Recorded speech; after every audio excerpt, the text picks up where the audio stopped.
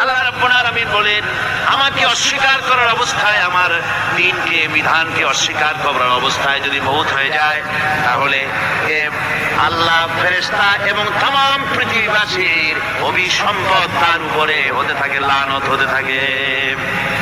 খালিদিনা ফিহা লা ইউখাফফাফু আনহুমুল আযাবু ওয়া লা হুম ইউনজারুন। এই অভিসম্পদ অবস্থায় তারা সব সময় লিপ্ত থাকবে, না তাদের আযাবকে কমায় দেওয়া হবে আর না তাদের কোন রকম অবকাশ দেওয়া হবে। এখন আরো মজবুত কথা আসতেছে, وَيَوْمَ يَعُضُّ الظَّالِمُ عَلَى يَدَيْهِ يَقُولُ يَا لَيْتَنِي اتَّخَذْتُ مَعَ الرَّسُولِ سَبِيلًا। সেদিন